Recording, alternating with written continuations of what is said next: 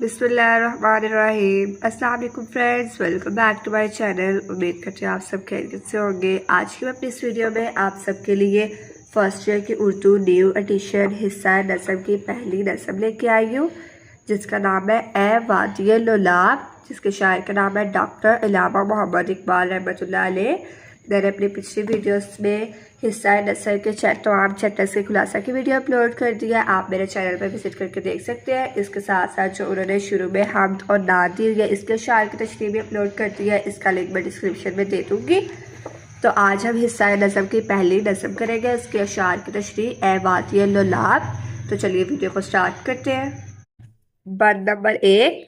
پانی تیرے چشموں کا ترپتا ہوا سیماب، مرغان سحر تیری فضاؤں میں ہے بےتاب، اے وادی لولاب۔ سب سے پہلے ہم اس کا مفہوم لکھیں گے۔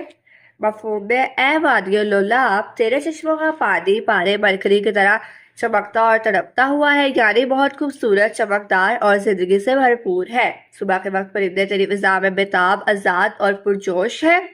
تشریح: علامہ محمد اقبال رحمۃ اللہ علیہ بنیادی طور پر نظم اور مصنوی کے شاعر ہیں، اور مکالماتی اسلوب ان کا پسندیدہ انداز تخاطب ہے۔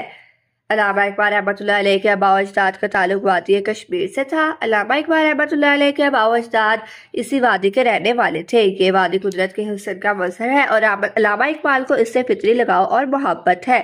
یہ وادی مقبوضہ کشمیر کے شمال مغرب میں سری نگر سے 115 کلومیٹر دور ضلع کپوارہ میں واقع ہے۔ اقبال رحمۃ اللہ علیہ نے ایک فرضی کردار ملا زیغم تخلیق کیا ہے، جو کہ وادی لولاب کا رہائشی ہے، اور وہ اپنے درد کو اپنے بیاض میں شاعری کی صورت لکھتا ہے۔ وادی لولاب اسی کے بیاض سے لی گئی ایک نظم ہے۔ یہ نظم اقبال رحمۃ اللہ علیہ کی ایک خوبصورت تخلیق ہے، جو انہوں نے وادی لولاب کی فطرتی خوبصورتی کو سراہتے ہوئے لکھی ہے، اور اس کے ذریعے کشمیر کے جوانوں میں جذبہ بیداری اور آزادی کی تڑپ پیدا کرنے کی کوشش کی ہے۔ تشریح طلب بند میں شاعر نے قدرتی مناظر کی خوبصورتی منظر کشی کرتے ہوئے روحانیت کو بیان کیا ہے۔ ان کے نزدیک فطرت ایک زندہ اور متحرک حقیقت ہے، جو انسان کو روحانی طور پر بیدار کر سکتی ہے۔ اس بات میں شاعر وادی لولاب اور اس کے باشندوں سے مخاطب ہو کر ملا زیغم لولابی کی زبان سے کہتے ہیں کہ اے وادی لولاب، تو بہت حسین ہے، تیرے چشموں کا پانی سیماب کی طرح، یعنی پارا کی طرح سفید اور صاف و شفاف ہے، جو ہر طرف لہروں کی شکل میں تڑپتا ہوا نظر آتا ہے۔ مرغان سحر تیری فضاؤں میں یہاں سے وہاں اڑتے پھر رہے ہیں، زندگی انتہائی خوبصورت، پرجوش اور فطرت کے قریب ہے، بلکہ جنت نظیر ہے، جیسا کہ میر انیس نے منظر کشی کی ہے۔ وہ جوش گل، وہ نالہ مرغان، خوشنوا سردی جگر کو بخشتی تھی صبح کی ہوا۔ علامہ اقبال رحمۃ اللہ علیہ کو منظر نگاری پر عبور حاصل تھا۔ ان کے حسین وادیوں سے محبت، فطرت کے دلکش مناظر اور ان کے اندر چھپی ہوئی روحانی اور فکری معاونیت کی عکاسی نظر آتی ہے۔ نظم میں وادی لولاب کی خوبصورتی کو نہایت شاعرانہ اور استعاراتی انداز میں بیان کیا گیا ہے، جو ایک طرف شاعر کے جمالیاتی حس کو ظاہر کرتی ہے، تو دوسری طرف اس کی گہری اور فکری وسعت کا بھی منظر ہے۔ جیسا کہ میر انیس نے منظر پیش کیا، وہ رونق اور وہ سرد ہوا، وہ فضا، وہ نور خلقی ہو، جس سے جسم کو اور قلب کو سرور۔ وادی لولاب کو اقبال رحمۃ اللہ علیہ نے ایک جیتی جاگتی متحرک اور مسحور کن وادی کے طور پر پیش کیا ہے۔ شاعر فطرتی مناظر کو ذکر کرتے ہوئے چشموں، فضا اور پرندوں کا ذکر کرتے ہیں۔ غرض یہ بند شاعر کی گہری فطرت بصیرت سے محبت کو اجاگر کرتا ہے۔ قدرت کی یہ حسین وادیاں انسان کو سکون، تراوت اور تازگی بخشتی ہے۔ پانی کی چمک دمک اور روانی قدرت کے ان مناظر کو مزید خوبصورت اور دلکش بناتی ہے۔ اقبال رحمۃ اللہ علیہ فطرتی حسن سے بھی نئی فکر اور فلسفہ عکس کرتے ہیں، جیسا کہ اس شعر میں واضح ہے۔ اقبال رحمۃ اللہ علیہ کیا خوب لکھتے ہیں کہ خدا اگر دل فطرت شناس دے تجھ کو سکوت لالا گل سے کلام پیدا کر۔ علامہ اقبال رحمۃ اللہ علیہ کی شاعری میں حرکت اور اضطراب ایک مستقل عمل ہے، جو اس شعر میں بھی عیاں ہے۔ اقبال رحمۃ اللہ علیہ نے مرغان سحر اور پانی کے مطابق کو زندگی کے ارتقاء اور مسلسل جستجو کی علامت کے طور پر استعمال کیا ہے۔ مرغان سحر جو صبح کے ہونے کی خوشی میں اور ایک نئے دن کے ملنے کی خوشی میں اڑان بھر رہے ہیں، خوشی سے چہچہا رہے ہیں، ہواؤں اور فضاؤں میں ادھر ادھر اڑ رہے ہیں، ان سب میں زندگی کی لہر نظر آتی ہے، ایک بےتابی دیکھنے کو ملتی ہے۔ انہیں سے اقبال رحمۃ اللہ علیہ نے آج کے نوجوانوں میں یہی طرف اور یہی کوشش و لگن پیدا کرنے کی کوشش کی ہے، جیسا کہ میر انیس نے صبح کے منظر اور فطرت سے صبح کے وقت پرندوں کے چہچہانے کو خالق کائنات کی حمد و ثنا کے طور پر بیان کیا ہے۔ وہ کمریوں کا چاروں طرف سرو کے ہجوم کو کا شور نالہ حق کا سر کے دھوم۔ علامہ اقبال رحمۃ اللہ علیہ کا تصور فطرت میں ہے، جس کی ظاہری خوبصورتی تک کی محدود نہیں، بلکہ وہ اسے انسان کی روحانی ترقی اور اعلیٰ مقاصد کی جستجو کا ذریعہ بھی سمجھتے ہیں۔ وہ نہ صرف سمجھتے ہیں بلکہ اس کی ترغیب بھی دیتے ہیں۔ انہوں نے جا بجا اپنی شاعری میں نوجوانوں کو مخاطب کیا ہے۔ یہاں بھی وہ پانی کے اس سراز جو کہ اپنی حدوں کو توڑ کر ان سے نکلنا چاہتا ہے، آج کے نوجوانوں کی لگن اور طلب کو مراد لیتے ہیں۔ وادی الناب ایک مخصوص جغرافیائی مقام پر ہونے کے ساتھ ساتھ فطرت کے بے مثال خوبصورتی اور پاکیزگی کی علامت بھی ہے۔ تڑپتا ہوا پانی صرف پانی کی حرکت نہیں بلکہ روح کی جستجو اور سوچوں کا اضطراب بھی ہے۔ فطرت کے بیرونی مناظر انسان کے باطنی حقائق کو عیاں کرتے ہوئے اسے ایک روحانی پیغام بھی دیتے ہیں۔ علامہ اقبال رحمۃ اللہ علیہ کا یہ شعر بظاہر وادی الناب کی تاریخ میں لکھا گیا ہے، لیکن اپنے اندر گہرا فلسفانہ اور روحانی پیغام چھپائے ہوئے ہیں، جو علامہ اقبال رحمۃ اللہ علیہ کی شاعری کا ایک خاصہ ہے۔ بند نمبر 2، گر صاحب ہنگامہ نہ ہو ممبر و محراب، دے بندہ مومن کے لیے موت ہے یا خوف، اے وادی الناب۔ مفہوم: اے وادی الناب، اگر مسجد کے ممبر پر خطبہ دینے والا واعظ کا خطاب جوش ولولے سے خالی ہے تو پھر دین مومن کے لیے موت اور خوف کے لیے برابر ہے۔ تشریح: اس بات میں شاعر نے ممبر و محراب کے علامتی طور پر بیان کیا ہے، حقیقت میں مراد ملا، خطیب اور امام مسجد ہے۔ اقبال رحمۃ اللہ علیہ اسلام کے اس مرکزی کردار پر تبصرہ کر رہے ہیں جو کہ مسلمانوں کی قیادت کرتا ہے۔ اقبال ملا کے کردار کے ناقد ہے، کبھی یہ مذہب اور کردار پوری قوم کی رہنمائی کرتا تھا جیسا کہ اسلام کے عروج کے زمانے میں تھا۔ اس سلسلے میں حضرت عمر اور حضرت علی رضی اللہ تعالیٰ عنہ کی مثالیں موجود ہیں۔ قوم کے قائد بھی وہی ہوتے تھے اور امام بھی وہی، مگر افسوس کہ آج یہ کردار چند مذہبی رسومات میں قید ہو گیا ہے۔ اقبال رحمۃ اللہ علیہ کہتے ہیں، اگر آج کا ملا خطیب لوگوں میں ایمانی جذبہ بیدار نہیں کر سکتا تو ان سے دین کو عملاً کوئی فائدہ حاصل نہیں ہوتا۔ اقبال رحمۃ اللہ علیہ کیا خوب کہتے ہیں کہ قوم کیا چیز ہے، قوموں کی امامت کیا ہے، اس کو کیا سمجھے یہ بیچارے 2 رکعت کے امام۔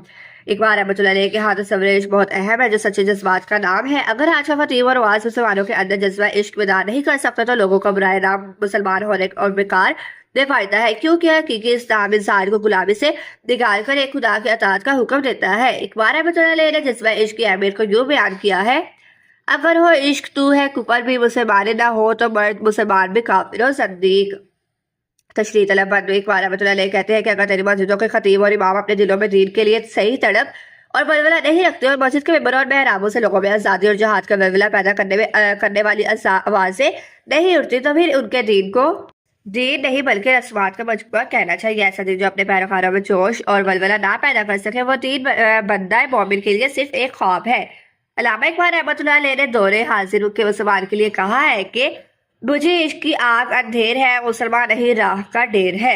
شاعر کا موقف ہے کہ جو دین اپنے پیروکاروں کو عمل اور جدوجہد کا درس نہیں دیتا وہ دین تو خواب کے جیسا ہے۔ اللہ اور اس کے رسول پر ایمان رکھنے والے شخص سمجھ لے کہ جس دین میں یہ باتیں نہیں ہیں وہ دین خواب کے برابر ہے۔ شاعر وادی الناب سے مخاطب ہو کر کہتا ہے کہ اے وادی الناب، تیرے علماء دین، تیرے اماموں اور خطیبوں میں دین کی صحیح سمجھ نہیں ہے۔ اللہ کرے کہ ان علماء دین، اماموں اور خطیبوں کو تیرے بندوں تک دین کی صحیح ابلاغ کا خیال آ جائے۔ اقبال رحمۃ اللہ علیہ ایک گہرے فلسفے کی طرف اشارہ کرتے ہیں کہ اگر انسان میں جوش، ولولہ اور عملی قوت نہ ہو تو وہ در حقیقت زوال پذیر ہو جاتا ہے۔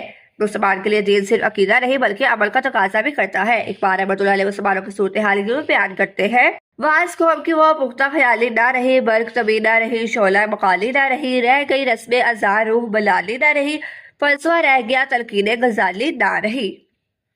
علم بغیر عمل کے بالکل بیکار ہے اور ہمارا دین ہمیں عمل ہی سکھاتا ہے۔ جب کوئی بندہ مومن محنت کرنے اور اپنی مدد آپ کرنے کا جذبہ پیدا کرتا ہے تو اسے خدا کی طرف سے مدد ملتی ہے۔ مومن اپنے دین کے مطابق ہی عمل کرتا ہے اور اگر وہ ایسا نہیں کرتا تو وہ مردہ کے مانند ہے، مدد آپ کرتے ہیں، مردہ کے مانند ہے یا خواب دیکھنے والے کی طرح ہے جو حقیقت سے بے خبر ہوتا ہے، کیونکہ حقیقت میں ہی برکت ہے اور اللہ بھی انہی کی مدد کرتا ہے جو اپنی مدد آپ کرتے ہیں۔ اقبال رحمۃ اللہ علیہ عمل کے حوالے سے لکھتے ہیں کہ عمل سے زندگی بنتی ہے، جنت بھی جہنم بھی، یہ خاکی اپنی فطرت میں نہ نوری ہے نہ ناری۔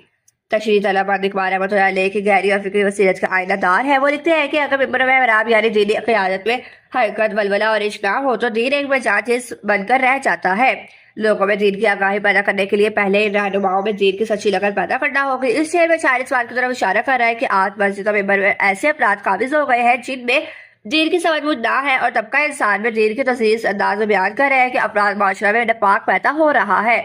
ان میں آزادی فکر اور آزادی ملت و ملک کا جذبہ ناپید ہو چکا ہے۔ وہ محض نظریاتی تعلیم دے رہے ہیں اور مدرسوں کو بے علمی کی طرف مائل کر رہے ہیں۔ چنانچہ فرماتے ہیں، میرے قدوں کو غریبت سمجھ کے بعد ہے، نام نہ مدرسے میں ہے، باقی نہ خانقاہ میں ہے۔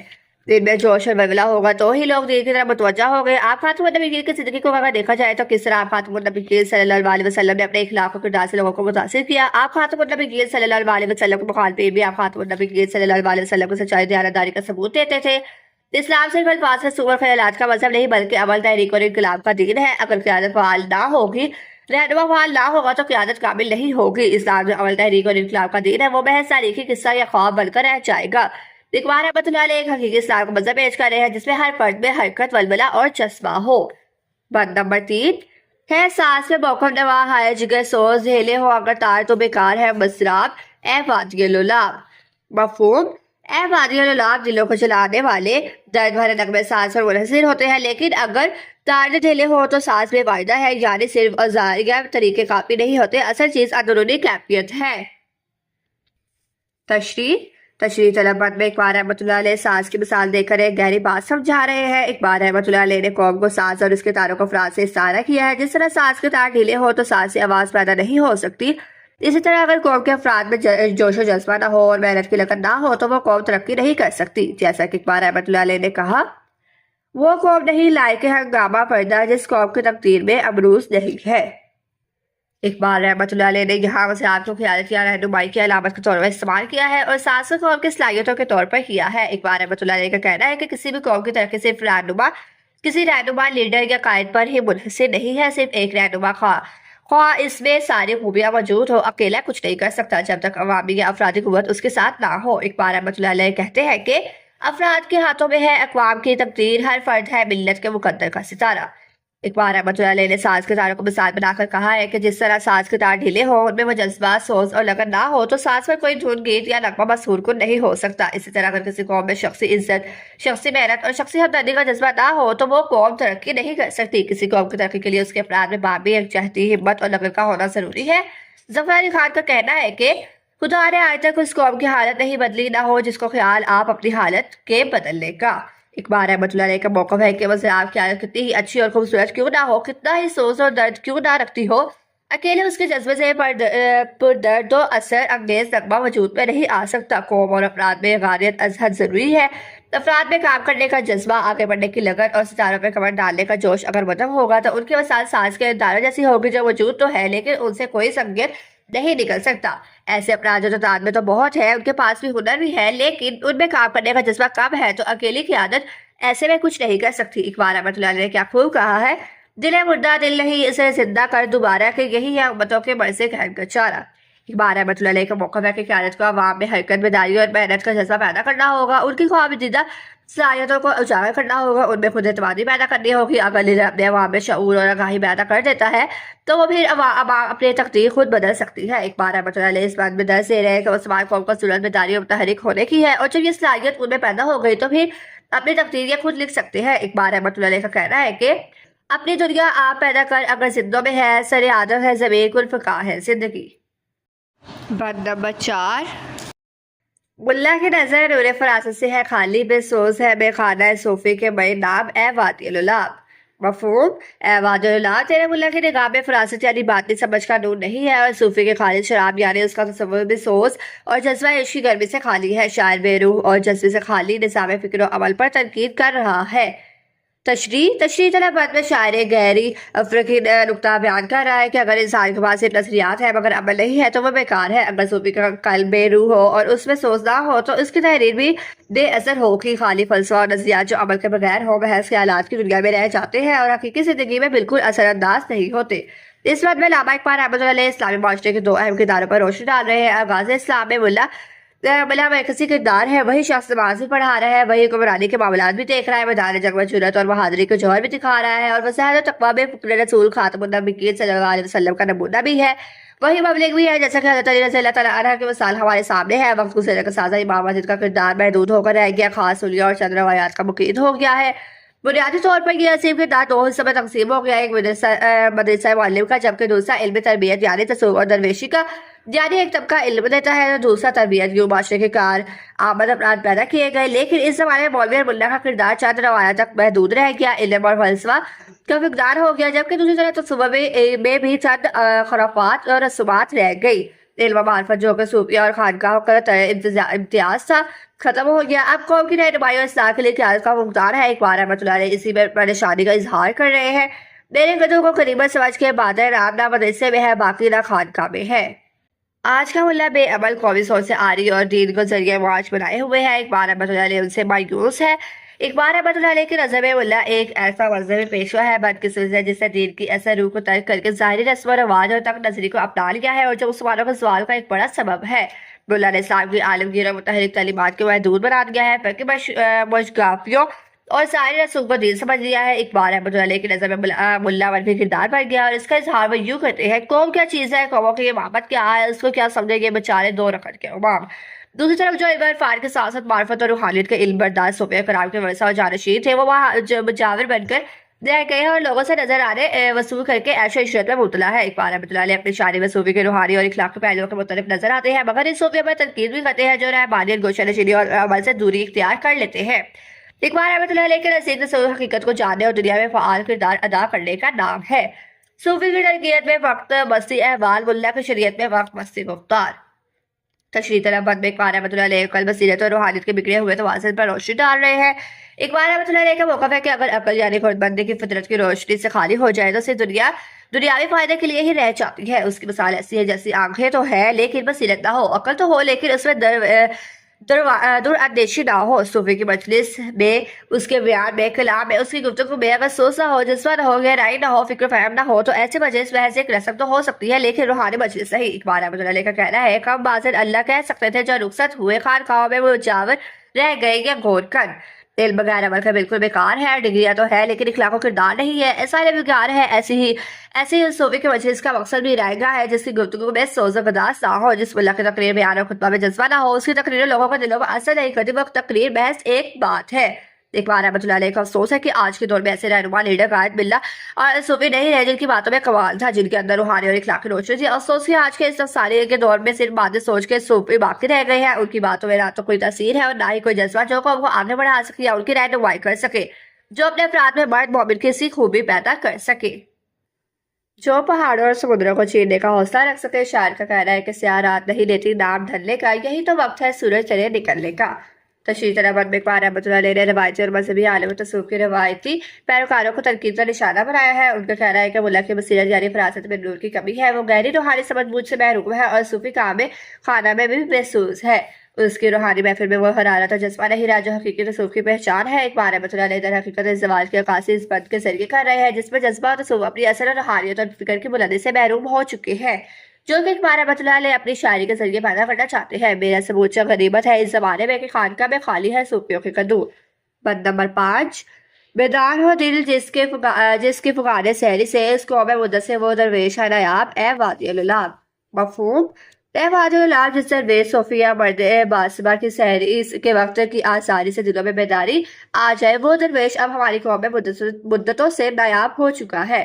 تشریح طلب میں اقبال احمد اللہ علیہ ان درویشوں کی بات کر رہے ہیں جو قوم اور افراد کو بیدار کرنے کی کوشش کرتی ہے، جو رات کے آخری پہر میں اٹھ کر عبادت اور دعا کرتے ہیں، قوم کے حق میں اللہ سے خیر کا طالب ہوتے ہیں، جن کی ہر سحر افگاہ سے ہوتی ہے، وہ جن کی دعاؤں نے بڑی بلاؤں کو روکا ہوتا ہے، مطلب وہ لوگ جو اپنے وطن کے لیے خوشآ رہتے ہیں اور انہیں کے دم سے صبح روشن اور چمکدار ہوتی ہے۔ افسوس کا مقام ہے کہ وہ درویش اب اس دنیا سے ناپید ہو چکے ہیں۔ اقبال احمد اللہ علیہ افسوس کر رہے ہیں کہ اب وہ لوگ نظر نہیں آتے جو لوگوں کو خواب غفلت سے جگا سکے، وہ جن کے ہوتے ہیں خورشیدہ آستینوں میں، انہیں کہیں سے بلاؤ بڑا اندھیرا ہے۔